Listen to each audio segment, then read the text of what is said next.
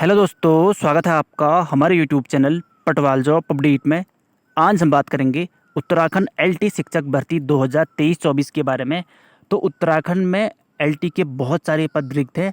Retirement और promotion से काफ़ी सारे पद रिक्त होने के बावजूद भी सरकार स्थायी भर्ती कराने के बजाय अस्थायी भर्ती यानी वैकल्पिक व्यवस्था के तहत पदों को भरने जा रही है, जो कि बेरोजगार युवाओं के साथ सरकार बहुत बड़ा खिलवाड़ कर रही है। इतने पद रिक्त होने के बावजूद भी सरकार स्थायी भर्ती नहीं कर रही है। आरटीआई रिपोर्ट के अनुसार कुमाऊं मंडल में 1329 पद खाली हैं, जो आपके सिर्फ कुमाऊं मंडल में है। इसके बावजूद गढ़वाल मंडल में लगभग 1750 पद खाली हैं, जो कि आपके गढ़वाल मंडल में है। तो आज हम कुमाऊं मंडल की बात करेंगे और स्थायी भर्ती कब आएगी और वैकल्पिक व्यवस्था के तहत सरकार किस तरीके से पदों को भरने जा रही है, उसके बारे में हम आगे वीडियो में बात करेंगे। तो यहाँ पे आप देख सकते हैं कुमाऊं मंडल में सहायक अध्यापक के 1329 पद खाली। आरटीआई से जानकारी मिली है कि कुमाऊं मंडल के 6 जनपदों में सहायक अध्यापक एलटी के 1329 पद यहाँ पे खाली हैं। तो आगे डिस्ट्रिक्ट वाइज दे रखा है। नैनीताल जिले में सहायक अध्यापक के 1479 पद स्वीकृत हैं, जिसमें से 140 पद आपके कुमाऊं जनपद अल्मोड़ा में नैनीताल में खाली हैं। उसके बाद अल्मोड़ा जिले में आपके 2005 स्वीकृत है, 2005 पद स्वीकृत हैं एलटी के, जिसमें से 312 पद खाली हैं। बागेश्वर जिले में स्वीकृत 706 पदों में से 147 पद खाली हैं।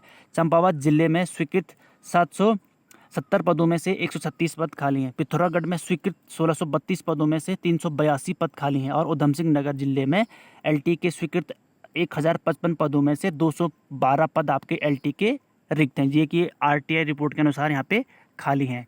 और लगभग 1750 प्लस पद आपके जो आपके गढ़वाल मंडल है यहाँ पे खाली हैं। तो लगभग टोटल 4000 के आसपास एलटी के पद रिक्त हैं। टोटल अगर हम एलटी और लेक्चरर की बात करें तो लगभग 4500 प्लस पद खाली है पूरे उत्तराखंड में एलटी और लेक्चरर के। एलटी का जो अध्याचन था 450 पदों का, वो आयोग के पास 2 महीने से लटका हुआ है, लेकिन आयोग उस पर कोई भी काम नहीं कर रहा है। लगभग 2 महीने पहले आयोग के पास अध्याचन पहुँच चुका था, उसके बावजूद भी इस पर कोई अपडेट नहीं है। काफ़ी लंबे समय से जो बेरोजगार युवा हैं वो एलटी और लेक्चरर की यहाँ पे भर्ती की स्थायी भर्ती की मांग कर रहे हैं और उसका वेट कर रहे हैं। लेकिन सरकार और जो शिक्षा मंत्री है उनके द्वारा बयान दिया गया था कि जो लगभग 4086 पद हैं एलटी और लेक्चरर के टोटल दोनों, इनको सरकार अब वैकल्पिक व्यवस्था के तौर पर यानी अस्थायी भर्ती करने जा रही है। ठीक है, आपने परसों ही बयान सुना होगा। सरकार कह रही है कि जो स्थायी भर्ती करने में काफ़ी टाइम लग जाता है, जब तक स्थायी भर्ती नहीं होती है तब तक हम एलटी और लेक्चरर के 4086 पदों को अस्थायी यानी वैकल्पिक तौर पर भरे जाएंगे। इन पदों की जो भर्ती की जाएगी वो ब्लॉक स्तर पर की जाएगी, यानी खंड शिक्षा अधिकारी और प्रधानाध्यापक एक समिति यहाँ पे गठन करेगी। उस समिति के निर्णय के बाद यहाँ पे स्कूलों में टीचर रखे जाएंगे, यानी ब्लॉक वाइज इसमें आवेदन मांगे जाएंगे और प्रधानाध्यापक और खंड शिक्षा अधिकारी की कमेटी के द्वारा इनका सिलेक्शन किया जाएगा और इनको अस्थायी तौर पर रखा जाएगा जब तक वहाँ पे परमानेंट फैकल्टी नहीं आ जाती है। क्योंकि एक तरीके से ये बेरोजगार युवाओं के साथ खिलवाड़ है, क्योंकि अगर वहाँ पे परमानेंट गेस्ट फैकल्टी पहुँचती है तो उस जो अभ्यर्थी चयनित होगा जिस भी विद्यालय में, उसको वहाँ से हटना पड़ेगा। और बेरोजगार अभ्यर्थी और उत्तराखंड बीएड परिषद महासंघ के द्वारा इसका विरोध किया जा रहा है कि अस्थायी भर्ती की बजाय सरकार स्थायी भर्ती की, क्योंकि काफ़ी लंबे समय से लोग इस एलटी और लेक्चरर की भर्ती का वेट कर रहे हैं और सरकार दूसरी ओर इन पदों को वैकल्पिक व्यवस्था के तौर पर भरने जा रही है। ठीक है, अगर वैकल्पिक व्यवस्था के तौर पद भरे जाते हैं तो स्थायी भर्ती आने में काफ़ी लंबा समय लग जाएगा, क्योंकि सरकार 1 से 2 महीने में वैकल्पिक व्यवस्था पदों को भरेगी। उसके बाद जो स्थायी भर्ती आएगी उसमें काफ़ी लंबा टाइम लग जाएगा और शिक्षा मंत्री भी यही कह रहे हैं कि इसमें ज़्यादा लंबा टाइम लगता है स्थायी भर्ती में।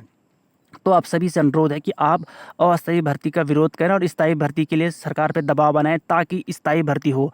लगभग कुमाऊं और गढ़वाल में एलटी के बहुत सारे पद रिक्त हैं, उसके बावजूद लेक्चरर के भी काफ़ी सारे पद रिक्त हैं और सरकार इन पदों को अब वैकल्पिक व्यवस्था के तौर पर भरने जा रही है, जो कि एक बहुत बड़ा खिलवाड़ हो रही है छात्र के जीवन के लिए, क्योंकि सभी स्थायी भर्ती की मांग कर रहे हैं। तो देखते हैं आगे क्या अपडेट आती है, क्या इस पे बीएड परिषद छात्र महासंघ है जो वो दबाव बना पाते हैं या सरकार वैकल्पिक व्यवस्था के तौर पर भर्ती करती है। जो भी अपडेट होगा आपको चैनल के माध्यम से बता दिया जाएगा।